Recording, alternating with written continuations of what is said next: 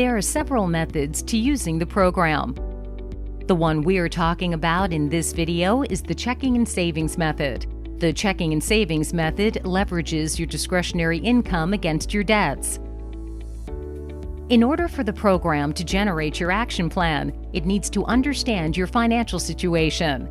There are three main sections in the program where this information will be provided. These are action plan, budget, and accounts. Let's start with the Accounts tab.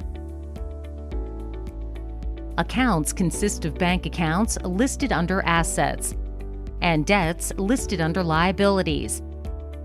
You're the one who tells the program the details of each account, such as payment dates, interest rates, and balances. You can add a new account by clicking on Add New Account on the left.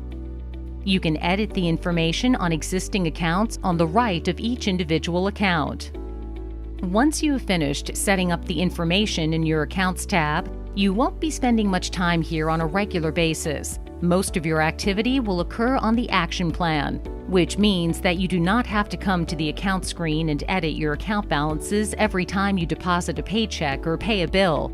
The program will automatically change your balances for you when you report on the action plan that you have completed a transaction, which we'll discuss how to do after we talk about the budget. The budget consists of incomes and expenses. Income is money that you receive on a regular basis, and expenses are bills that you pay regularly that do not carry a balance or interest rate. While we can see a summary of what is on the Account tab here, we're not going to relist your mortgage, car loans, or credit cards under the Budget tab since they're already listed under the Accounts tab that we looked at a moment ago.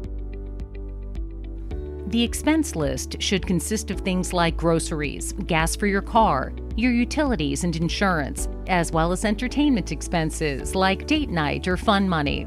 You'll notice that your expenses start out as a single grand total expense, but you can choose to itemize your expenses if you wish. If you ever need to add a new group of expenses or a new income, you can use the buttons provided on the left. If you need to edit an income or expense, click Edit to the right of that item. An example of when you would need to do this is if you get a raise at work and your income is now going to be $200 more per paycheck. Many incomes and expenses fluctuate from month to month, and that's okay.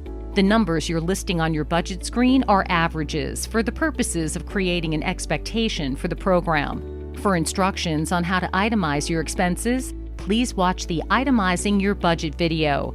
As with the accounts, once you have finished setting up your budget, you won't be spending much time on this page.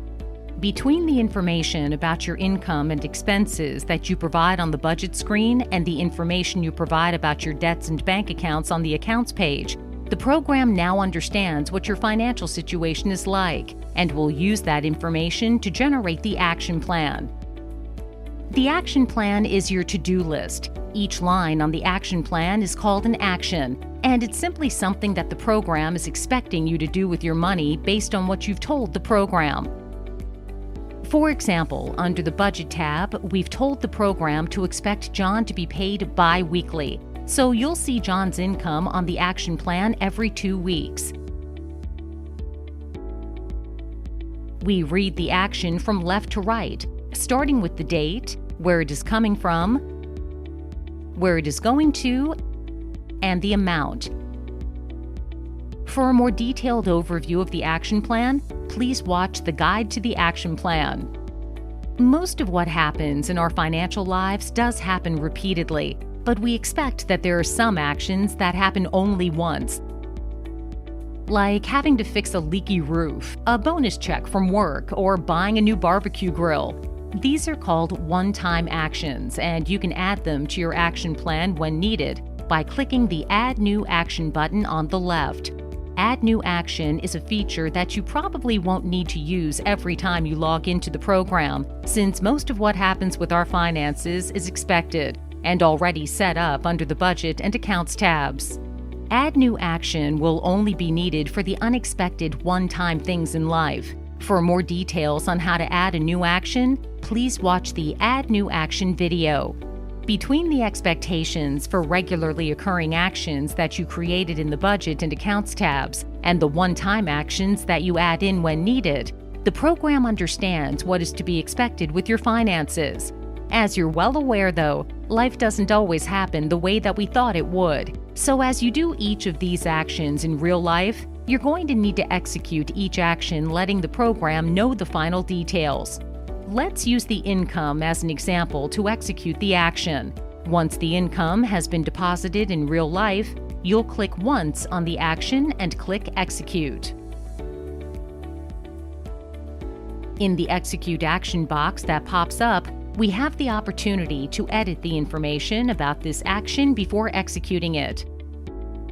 On the action plan, you're telling the program what actually happened in real life, as opposed to what was expected to happen. So with that in mind, we want to be as accurate as possible on the action plan because this is how the program is going to keep track of where we are financially. For a bit more detailed explanation of executing actions, please watch the Executing an Action video. Logging into your program once a week or so to execute actions will help you not fall behind on your action plan. As you execute your actions, the program will keep track of where your balances stand and let you know when it's time to use your savings account reserve to make a strategic principal-only payment toward debt. Every time you receive income, the program will ask you to deposit it into your checking account, and it will ask you to use your checking account to pay your bills. Because you earn more than you spend, there is leftover money each month called discretionary income. That amount varies each month based on the ups and downs of your earning and spending. So the program will keep careful track of how much discretionary you have each month. As you can afford to do so, the program will ask you to set aside that extra money into the savings account so that it is not accidentally spent. Over the course of several months, the program will help you build up a reserve in the savings account. Once there is enough of a reserve, the program will prompt you to use that money to make a funds transfer payment to a debt. We hope this video helps you understand your program just a little bit more. And as always, if you have any questions or would like to schedule a one-on-one training session with our support team, feel free to reach out to us.